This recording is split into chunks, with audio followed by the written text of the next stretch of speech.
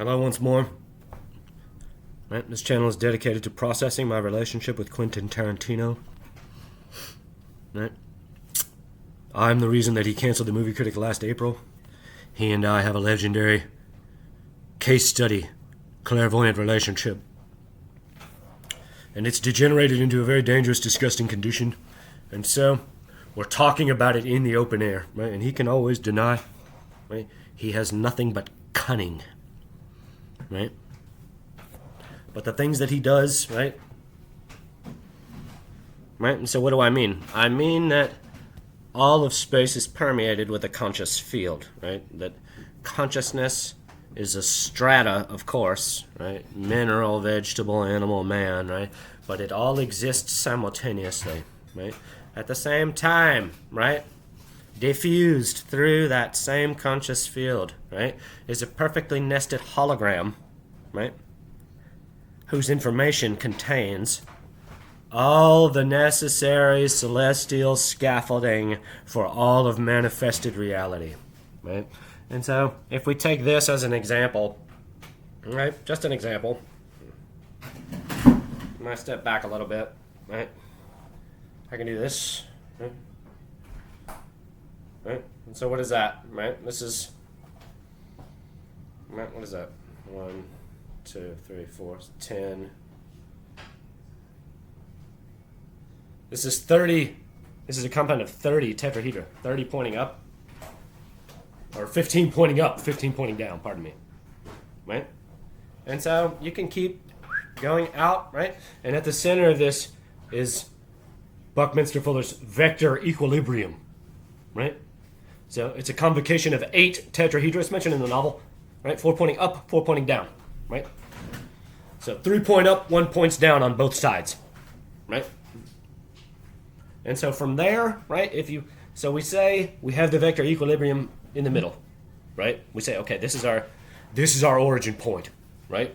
You can then stellate, right, the half octahedral voids, which form the 6 square faces of the cube, right, into its own pyramid, like a pyramid in Egypt, right? And it turns the whole thing, right, into a giant, badass, hyperdimensional octahedron, right? And so then, of course, the star tetrahedron, right, is also called the stellated octahedron, right? So that secondary generation, right, which is the higher dimensional octahedron, is then further stellated, right, on the 8 triangular faces, right? 1, 2, 3, 4, right? 3 pointing down, 1 pointing up. You understand? Right? Opposite on this side, right? And that's what gives you this form, right? And so it has no, and of course, if the beginning is the vector equilibrium, it has no end, right? And so we say the vector equilibrium is the geometry of God because all of the internal radiating vectors are the same length as the edges which comprise the convex hull of the sphere enclosing it, right? That this is, right? Right? And so if you replace the edges with rubber, right, and this is all Buckminster Fuller, right? It's all there, synergetics, right? If you replace the edges with rubber, right, you can collapse the vector equilibrium, right? And it mutates through the platonic solids, right, to a single triangle, right, which he says is the source and origin of all structural complexity. And it must be true, right? It's a philosophic tenet, right? But it must be true because one side, right, is always, one point is always supported by the other two, right? And so there's equal, right? Father, Son, Holy Ghost, Creator, creation, creature, right? So there's the thing, right? And then there's the other thing, right? And then there's, right, the thing that connects it. 1, 2, 3, right? 3 emerges from 2, to be clear, right? 2 arcs with a compass, right, creates 2 equilateral triangles, right? Out of 2 comes 3, right? 1 is all, right? 2 is the beginning of manifested reality, right? The birth of multiplication and division, right? A symbol of duality, of course, right? All these things, right? And then 3 is the synthesis, right? So, mind permeates everywhere, right? And so your mind, right, which is God's mind, right? It's the same mind, one mind, can push thoughts out, can meditate in, right? And so here we have the two schools, right? If we're playing the mind game, right, it's a mind, right? Oh, I want to use my mind to yield something that most people can't see. Okay, so for me, right, this thing in my mind, right, like that's what I wanted, right? That's what I've always wanted, right? And so now, right, and what do you see there, right? It's worth pointing out. What is that? There it is. Oh my God, it's hard to hold. Right, the Seal of Solomon, right? Star of David, right? Hyperdimensional Seal of Solomon, right? But I want to build these in my mind, right? That's right. And so the other side of that is, oh, I want to be a voyeur, right? I want to manipulate and control other people, right? Right? Right? So, healing the sick, right? The other side of it, right? Like these are, right? Right? Pure divinity, pure force, pure intention, pure will, right? And so now, right? Quentin has engendered a condition, right? Right? To compel me to blow my brains out, right? And has done very, very dangerous things, right? That he stole from me in an effort, right, to poison my body. He'll always deny it. He'll always deny it, right? But now, right, it's the 21st century. I see it now. Right? I could be a great movie star. I could be the brightest light in show business, right? However, right, I have an obligation first, right, to be the guardian angel of the world, right? And so as far as acting, right, there's some sort of perverse, like, justice here, right? That if Quentin, right, just cared about the movies, right, if he was just caring, right, if this was just about a movie, right, and the way that he makes his movies, right, he would have reached out and said, no, dude, not cool. Not cool. You burned me so fucking bad. I like the scene. It's a good scene. But you take this money, you sign this non-disclosure agreement, right? And your LA privileges are revoked.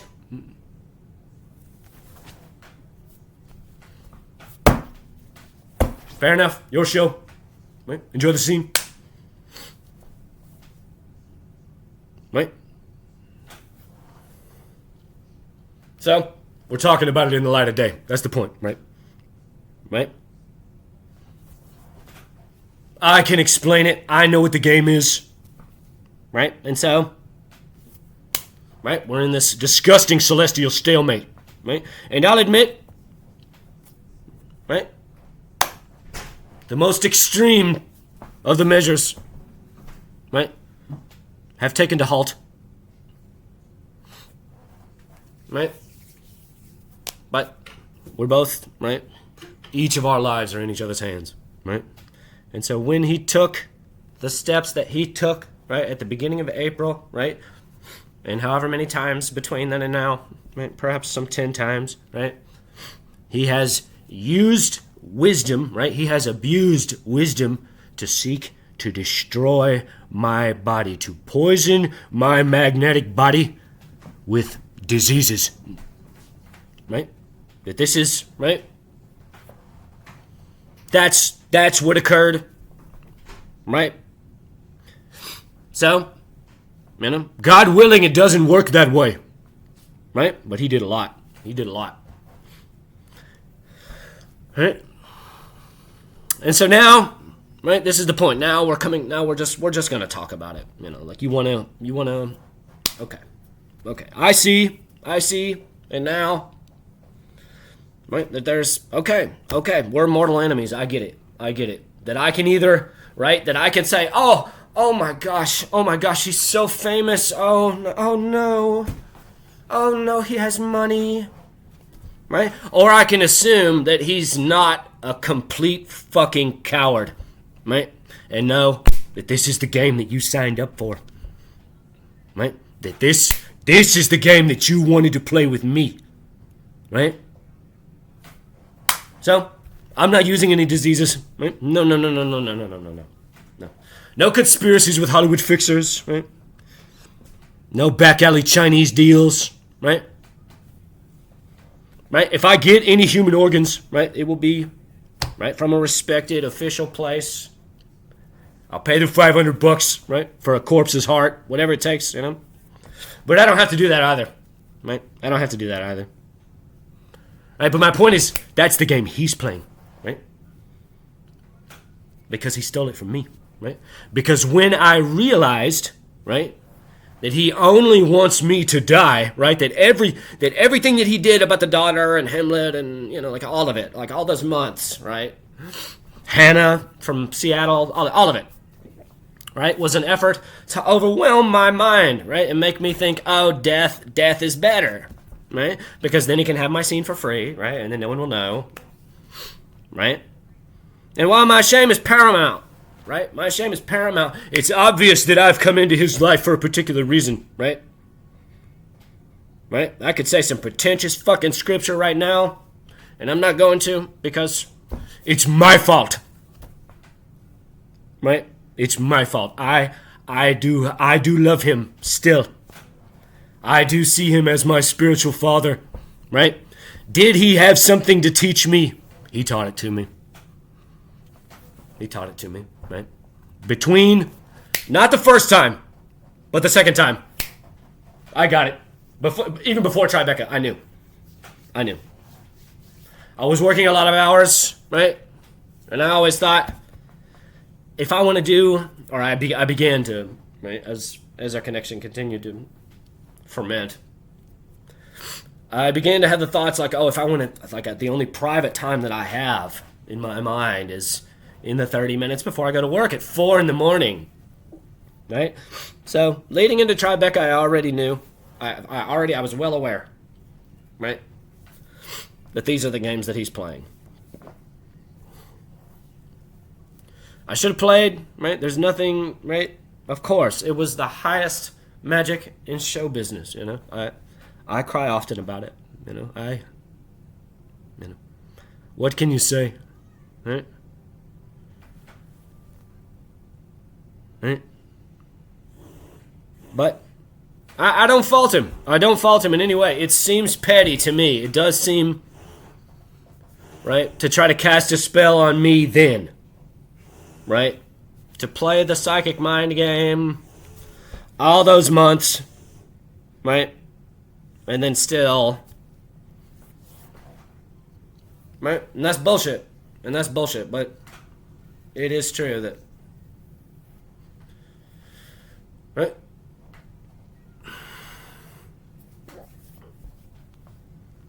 Right? So, I made my decision, right? I chose my side.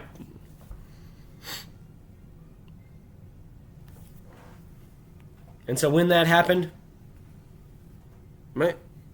I don't have to say it, right? Like, I don't have to say these things. It's obvious. It's obvious, you know, that after I did it, right, after about 2 weeks, right, he said, man, fuck this guy. Right?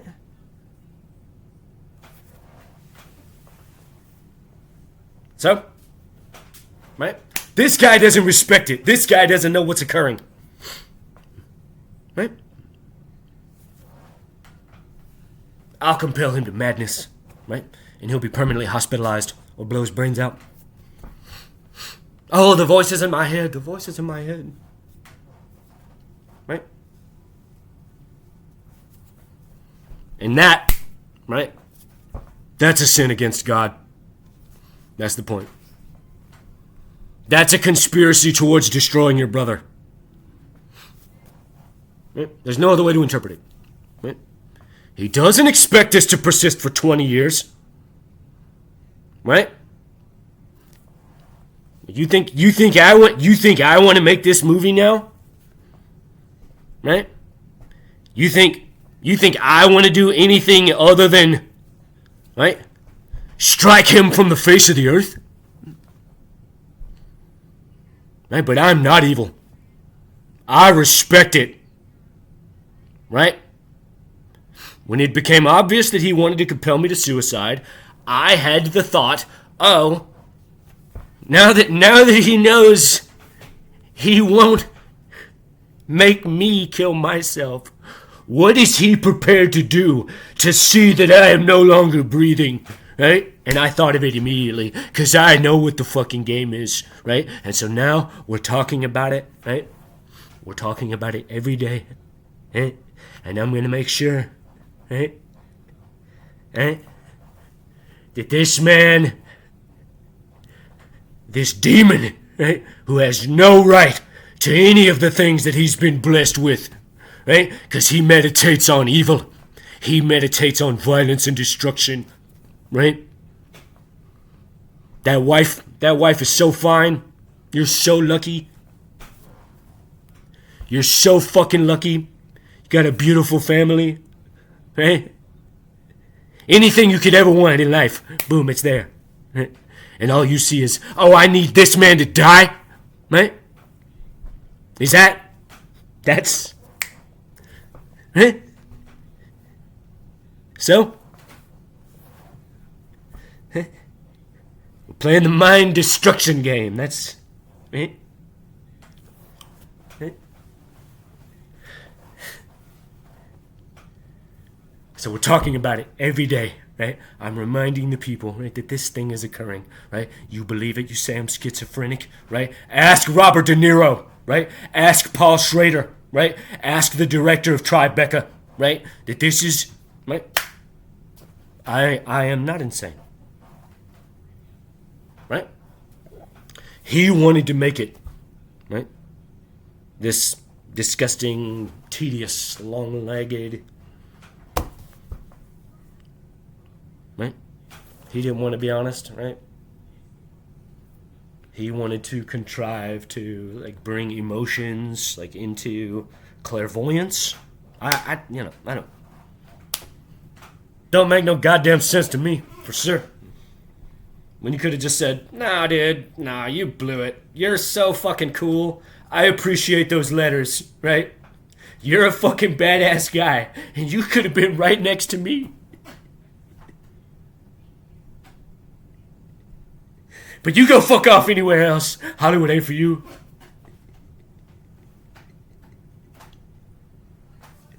What could I have said, right? What could I... Right? But now... So, we're light years past that, right? There is no, right? Tribeca's bullshit.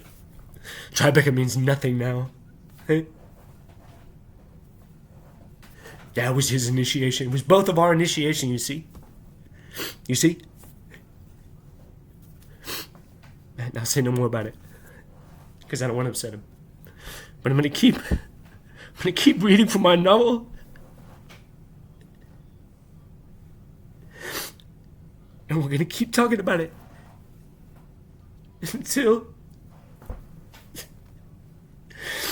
it finds an amicable resolution. No more. You know? Evil. I guess I have to build it. I don't know, you know? It upsets me a lot. It's nothing. 2 hours, 4 hours. Destroy anyone. And I have no choice. This is the game. These are the stakes. So we're talking about it in the light of day. And if I turn that fucking thing on, believe it'll be here. In front of the lens. And then we can really talk about it. Right? And I won't tell you who it is. Right? Could be anyone. Won't be him. I'll say that. Or Daniela. No. Right? So we're talking about it. I have arrived at the venue. Right? Building a coven. Right? Part 8, I believe. I slept until 9 a.m. and drove straight through to the venue. Security was easy. They searched nothing. If I was selling something, I did see dogs, but I assume it was for explosives even more so than dogs.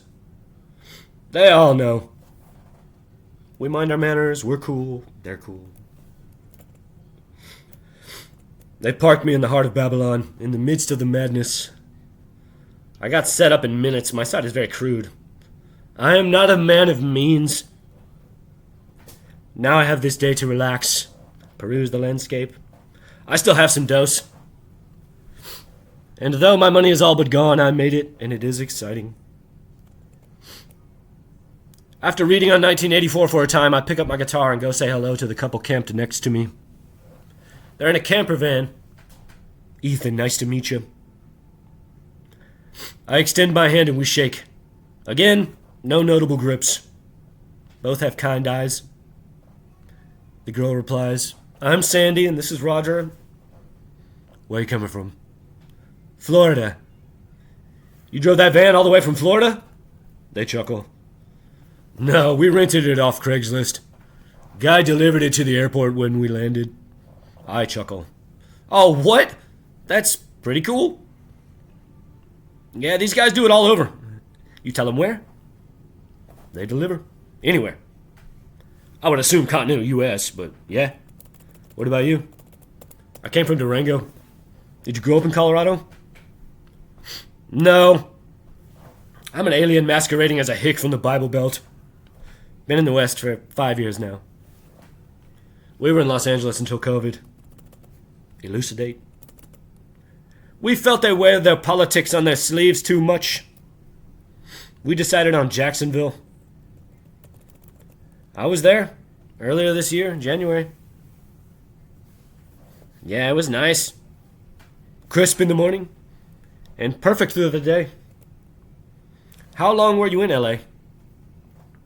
Sandy comes from inside the van with something in her hand as she joins the conversation. 2 years. I furrow my brow. So, you don't work in the industry? No, I design manufacturing systems.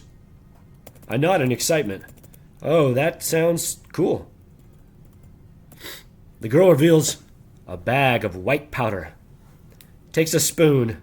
The smallest cereal spoon for the smallest bowl of cereal. Dips, snorts, looks to me, motions with the bag. I accept the gesture of camaraderie and perform the same ritual. Just one, thanks. He takes it from me and replies in kind, passing the bag back to his woman. Yeah, it's always different. I made condiment assembly lines. The one time I was manufacturing fake deer piss for hunters, I light a cig. And how was that? He smiles. It was disgusting. I stopped doing it after a time. She speaks. Take the Coke, for example. He designed a powder makeup kit that actually is white powder, but it's cosmetics. And that's... We got a couple ounces here. I go wide-eyed. I see. And it's just hanging out in the makeup powder packet. White powder for white powder. Nice. And LA is as bad as they say? I'm planning on going there. I'm a writer. No, it's cool. But yeah, it's crazy. Porn festivals, infinite drugs, all that. Yeah, we'll see. I've realized I'm a writer, so I have to go into the city. This is how I see it. I suppose a part of me has always had disdain for cities. I cannot say why. But I see now, this is what I have to do. We're city dwellers for sure. A nod between new friends. I'll mosey. Just wanted to say hi. I point to the truck. That's me. I'll see you soon, I'm sure. Just next to us, a convocation of Wookiees are laboriously connecting PVC pipe into some three-dimensional tic-tac-toe type setup. A 3x3 cube, but only on top. A vaulted tic-tac-toe board. I cannot say what it is for, though it is obvious they know what they are doing. Friday, First day of the show.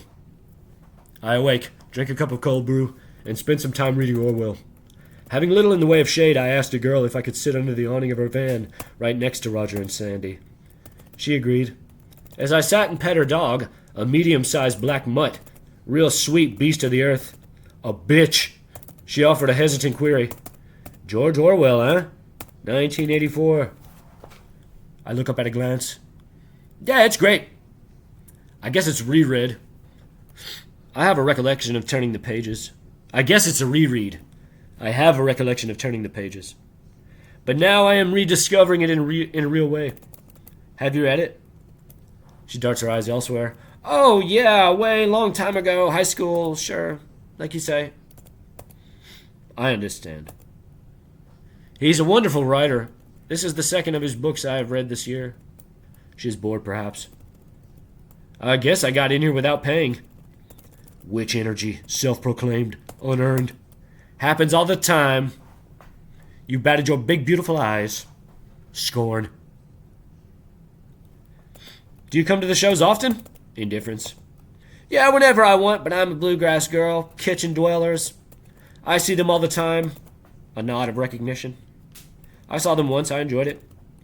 Virtuoso at its finest. Though bluegrass outcast lost me a little, but it's fine. I smoked a cig. Where did you see them? The Fox Theater, Boulder. Mutual nods. I was probably there. I did a little else beyond read. Played guitar only a little. And walked to the venue around 3 o'clock. Clam fans are as varied as the day is long. Most of the dregs of society, though less so in the last few years. It has become an expensive hobby. Devotion is visible by action. Patience. The first 50 people in line are given early access. This is the highest expression of devotion. Often the people who do these things are addicted to memorabilia and always buy all the swag for every show they attend. They almost always have their poster tube, small bag, umbrella. Sometimes they come with small chairs if you can bring them. Often the venue is divided between the floor and the lawn. You take the tickets you can get. But here, at the Gorge, all GA, you come early, you get a good spot next to the band. So the dregs, the folks more interested in drugs than the music, they mosey in late and dance wider in the lawn. This is my 4th show here, none of which have been experienced on the lawn. And I've been fortunate, I know. I've always had some psychedelics before going in every time. But if you're hunting, that is its own travail. I know I'm too late to get early access. The difference is negligible. Right behind them is fine. A couple rows. You're still, boom, right there. I end up in line with groups on either side, front and back of me. Some 70 people ahead of me. And another 100 by the time they open the door behind me. 2 girls are in front of me. The one is drunk. At the edge of charming, but still fun. I ask the air. Early access is done, yeah? A guy next to the drunk girl looks to me and nods, to which I reply, yeah, I don't care that much. Get here at noon, too much. The drunk girl looks at me. Who are you here with? Just me. Her other friend, not drunk, goes wide-eyed. Alone? I nod and smile, looking to her, that's right. But why? I think for a second. It's just how it's always gone down. I have some friends that go to fish, but I'm going. That's the point. I see pity. I've done it a lot. It's fine. I always make friends and meet wonderful people. Perhaps I will see someone I know here this weekend. Maybe it isn't pity. It just seems so alien to me. We always come so many. Drunk girl rubs my shoulder. She's shorter. We're going to be page side low lawn. I nod. Thanks. I'll come say hi, but I'm getting close to the band. Yeah, the guy chimes in again. It's awesome up there. It's your show! You guys done any others? Nope. Listen, Dix, that's it. Yeah, me too. Vegas? No ticket yet, but maybe. You'll get there. An official-looking old roadie with a hideous ponytail emerges from near the entrance. The drunk girl quips. What do you think his name is? Damien? I would give him more of a Gary. Her not drunk friend joins. Yeah, he's more of a Gary. Gary quips, hitching up his cargo khaki shorts. and perusing the line of degenerates with his lazy-minded gaze. We'll be letting in the early access people in just a few minutes. They get their time, a half hour approximate, then we'll let the rest of you in. Sarcastic barbs fly from all directions as he makes his way back towards the entrance. Eventually, the people in front of us, almost all of them, there are only 10 people in front of us in line now, are granted their early access, and we continued our revels in subdued anticipation of the show to come. Usually they do all the shows with the exceptions of Dick's 2 weeks prior to Labor Day weekend. However, this year things are slightly different, where they took 2 weeks off after 3 days in Atlantic City, but now are playing 8 shows in 3 venues over the course of 10 days. So today through Sunday, 3 shows, 1 day travel to Shoreline in Mountain View, California, 2 shows, Tuesday, Wednesday, 1 day travel to Denver, 3 shows, Friday, Saturday, Sunday. These are the first summer West Coast dates since 2018. I think the scheduling change has something to do with the Rona, but who can say? The point is, it's exciting. They open the gates. We pass calmly through security. I put everything in the tray. The guy, younger black guy, mixed, rifes through it. He takes my weed pen. You can't have this. It's legal. I bought it up the street. Doesn't matter. It's tobacco. No, it's not. All right, dude. Is that all? You're good. As soon as I am through, I dart with all swiftness and take to the concrete right in front of the band. It takes 8 minutes, maybe 10, before I arrive. It is pure masochistic brutality on that slab for those hours. Umbrella hats like maybe Pee Wee Herman would wear adorn the heads of various people. Larger umbrellas, festival chairs. A cornucopia of tapestries adorn the ground. Though there are not many people here, less than 100 as in line before I entered. I get a place right between guitar and keys, 6 rows back, 7 maybe. A perfect spot. I take my gallon jug to the water on the far left near the VIP and fill it up. Getting back to the spot, I see more people have surrounded me, though the people who were next to me welcomed me back. A girl in a loose sundress with a bikini on underneath has a battery-powered foam-bladed fan with a water sprayer attached to it. She sprays it as a fairy dropping glitter.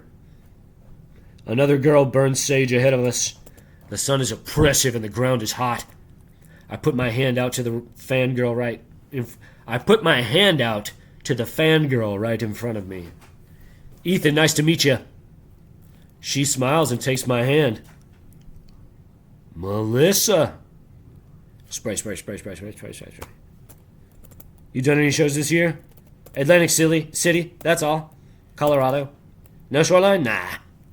Yeah, it's a lot. Though I know a bunch of fucking people are doing it. You? Just Denver, Vegas. Spray. That's nice. That put you back 10? 5. As she entreats her reply, another woman behind me, I have yet to see, wrings out an ice-cold towel over my neck, and I collapse into ecstasy. It is wildly intoxicating. I look up and back as she runs her fingers through my hair. Seeing each other, we each smile. You like? Fuck you? Yes? Been priming that towel all day for you. How we lead of you. Okay, not just for you. But that time, it's just for you. I stand back up. I thank you for your consideration. 3 guys to my right all seem chill. The first entreats an observation. Was it worth it? I smile and nod. Shock and awe. We shake hands. Ethan, nice to meet you. Asa, this is John, and this is Andrew. It's nice, I say, distributing my left hand underneath my right hand, to shake both hands simultaneously, which acknowledge no grips, to meet you both. Where you hail from, Ethan? From Alabama originally. Though yes, I know you wouldn't know it, because I'm actually an alien. I came here from Durango. They all light up and John replies, oh, no way, we all went to school there. Andrew is in school there now. Fort Lewis? They nod. But you two are graduated. Asa replies, yeah, we both moved away last year. We got back together for the shows. And you're doing all these? And you're doing all of these? Yeah, John says. I'm doing all the driving to Shoreline, and Asa drives us to Denver. Hell yeah. We're gonna get some good stuff in Cali. You're only doing these in Denver? I nod. Asa quips, I hope they play Foliage. Is that a new one? Yeah, but not that new. Never heard it. I rarely listen anymore. I'll read the sets, consider them. If something really dynamite unfolds on the page, I'll look it up. But I always enjoy discovering the songs at the show. What brought you, Asa inquires, to Durango? I don't know. Wanderlust. Restless spirit, no good reason. There's a bunch of good smaller festivals around Durango. We exchange numbers. I can hit you up anytime something fun is happening. Yeah, hell yeah, let's do it. So you're a student, and you guys moved away. What are you up to these days? I'm a social worker, got my master's, John replies. And Ace is a teacher in middle school history. A nod of veneration follows. And you guys still live in Colorado? No, Asa. No, we both moved away. I teach in the Midwest, Minnesota. And John went back east. Now, John. New England? Masshole? New Hampshire. I smile and nod. Excuse my blasphemy. Everyone loved Tom Brady there, too. We all chuckle. Yeah, not anymore. I take my dose just 15 minutes before showtime. 2 hits, same time, white on white. The eternity of the void on the blank page. No more large amounts of drugs prior to entrance to the venue. No more Wookiee timeout. Everyone seems to be in agreement that the Stones will play a large factor in these shows, as the drummer Charlie Watts has given up the ghost and plays the great gig in the sky. The band comes out to thunderous applause, hoots and hollers and your typical show shenanigans, beach balls bouncing, a cacophony of whistles and shouts as a mass ritual, a great mystical magical trance, like dance of elation and ecstasy. And after they take their places, they jump straight into the Stones, torn and frayed. And I admit at the bridge when he sings, as long as the guitar plays, like this. As long as the guitar plays. As long as the guitar plays. Just as long as the guitar plays. As long as the guitar plays. It lifts me up. And I soar with the angels also. A nice tribute from an album they played in its entirety all those years ago in Palm Springs at Halloween. The only Halloween festival. I was there. I suppose I'll stop there. So now, we made it all the way into the show. Right? I'll say that there's a number of instances. You know, it's like when you're rereading these scenes, it's like more, you know, like this is writing, right? That's the discovery, right? Where it's like when you meditate on it, right? It's just like this form, right? It's just like this form. It's like when you meditate on this, right? You say, oh, this is a structure which I seek to identify within my mind, right? And so you spin it and you stare at it and you meditate on it, right? Then while perhaps you see it as an initial thing in your mind, right? But the longer you consider it, right, it begins to develop secondary, right, reflections, tertiary reflections, right? And the hologram gets more complete in your mind, and it's the same with writing, right? Like this is what's occurring, right? For me, it's become a psychic condition, right? I prefer to write by hand. It's a psychic pressure with a pen on the page, right? And so that sets a limitation in terms of reasonably what you can write within a given time frame. Anyone can type more words per minute, that's true, but I feel that there is no discipline in it. It seems like masturbatory to me. It's just like raw ejaculate, just blah, blah, blah, blah, right? Like no, that's not, right? It has to be a distilled, focused, right?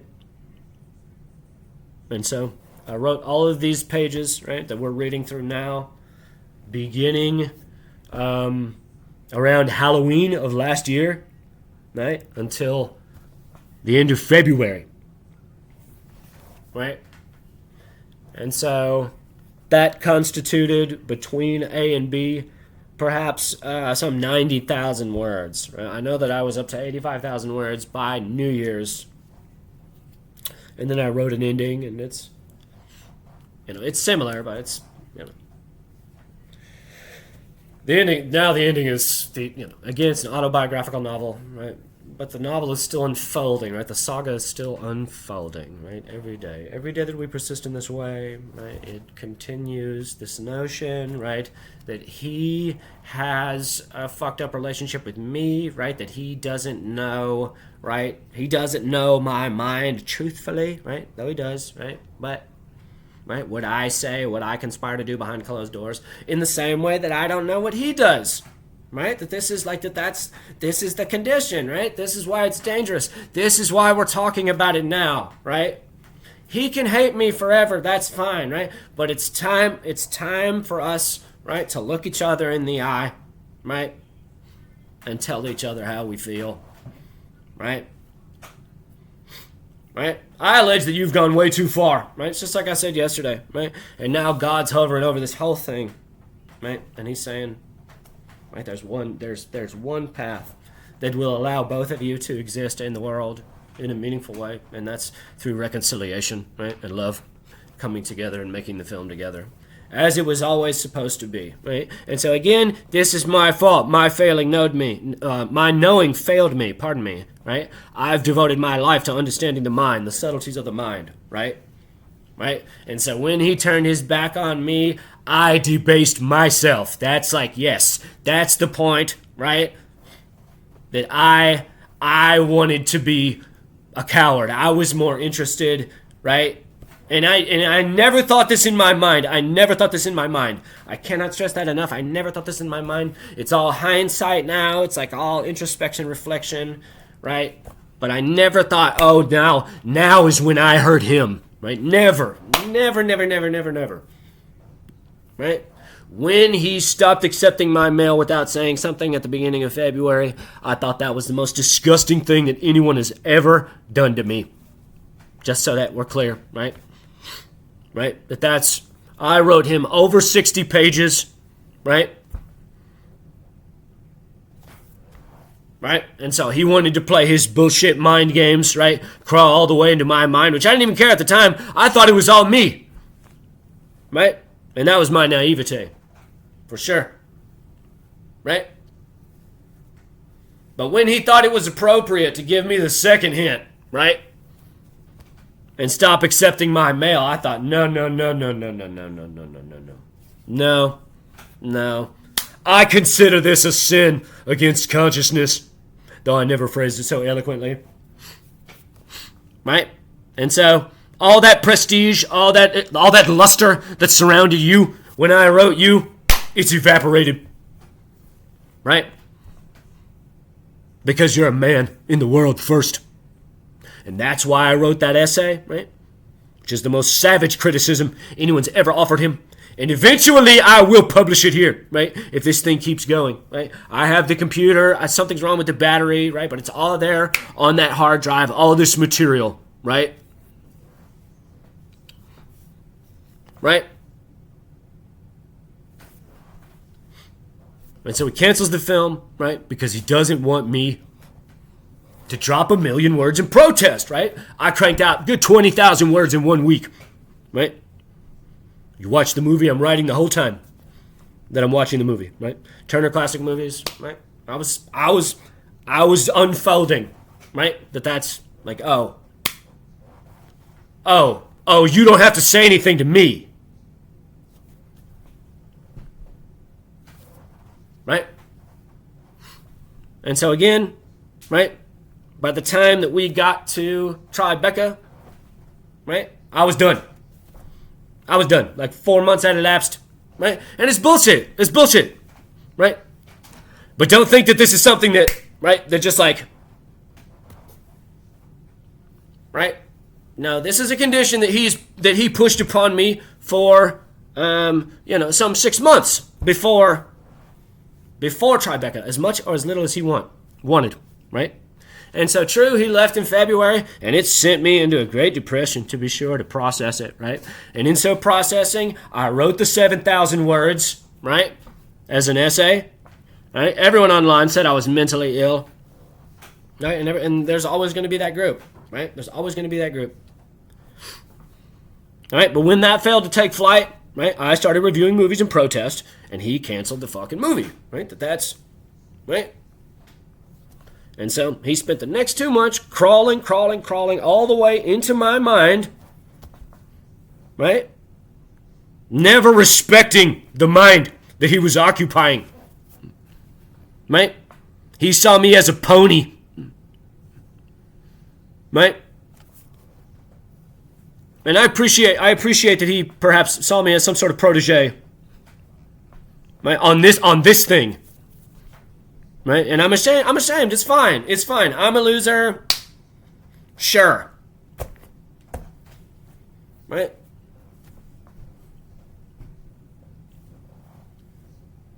Right? But now it's just degenerated into this disgusting. I cannot stress how dangerous and ugly and evil this all is. Right? That there is no, right?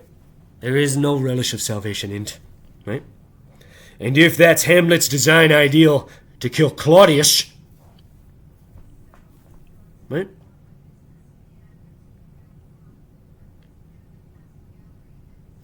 Right? So the damage is done, right? The two of us, right? We're bound together forever. Right?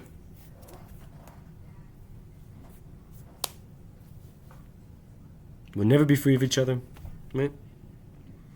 And if there's no true reconciliation, right? Right? Then, right? We will always believe that the other one, right? Would prefer that the other was dead. That's the point. Right? Do I want to kill Quentin Tarantino with my mind? Right? I have ethical standards. Right? I grew up without a father. Right? And so I remind him what's good in his life. Right? He's got the most beautiful wife probably in the world. For sure. So lovely. Right? 2 beautiful children, right? That need you, that depend upon you, right? But is it getting to a point, right? Right. My point right now, right, is that God's given me permission, right? That this thing that's blowed all the way open, right? That He's decided to say, okay, we're going to play the psychic mind game where we literally try to use our minds to destroy each other's bodies. That's like what I'm saying right now, right? These are the things that he's been doing, stolen from my mind, right? Stolen from my mind, not from him, right? Just like I said earlier, right? When I realized, right, that there's no other way to interpret it, that everything that he's done has been to compel me to suicide, now that he knows I'll never do that, what is he prepared to do? To put me in the ground, right? That's right. And so the things that he's done have given me divine permission to do everything that I can to strike him from the earth. Yes, that's the point, right? This is the game that he wanted to play, right? And so now he can send people to assassinate me, right? Or we can reconcile, right? Because the steps that he's taken have been to palpably destroy me and destroy my body and put me in the ground forever. That's the things that he's been doing. Therefore, God Almighty in heaven, right, has told me, you have the right to do the same things, right? I have ethics, right? And so we're talking about it every day, right? And now I have no choice. Now I see it. I have to build this thing. Right? And I'm going to show it to you here. This is not a joke, right? This is not a child's game. It never has been. Right? And I'm sorry. It's my fault. Right? So,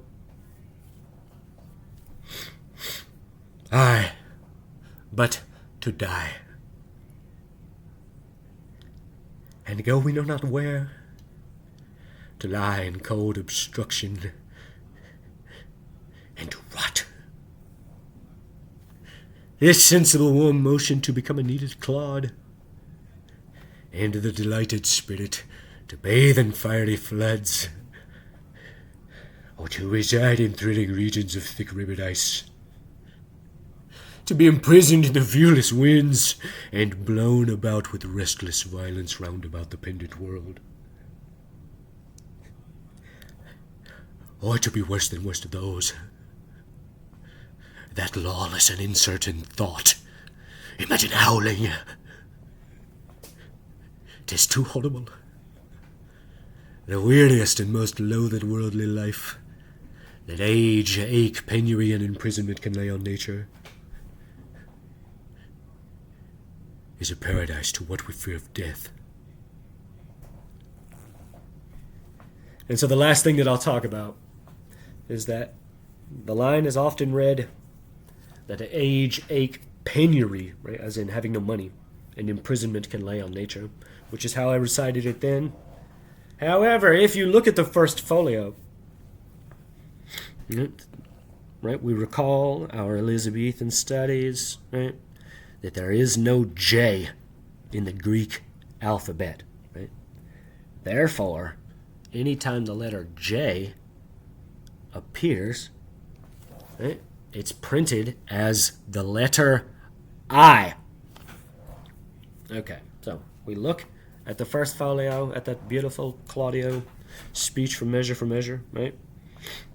Right?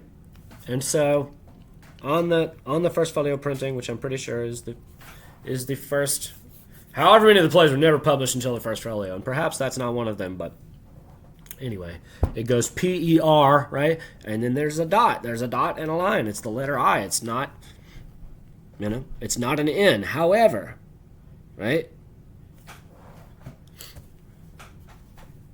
You, like, through printing errors, right? Like, that's like my point. Right? That's my point, right?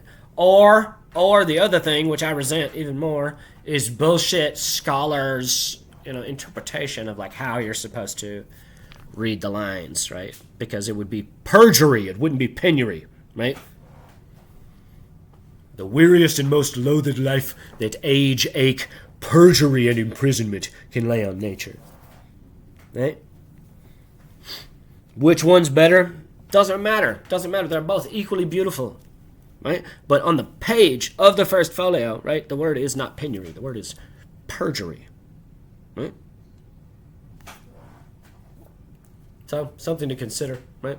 The Art in Shakespeare, right? Like all these books, all these like compositions that people buy that were printed in the 20th century, it's all bullshit. It colors your reading of the lines, right? You have to go to the Bodleian first folio PDFs, right? Like it's all there. Like you can look at the old pages, right? And then you can actually know like what they're saying and not rely upon other people, right? God bless you all.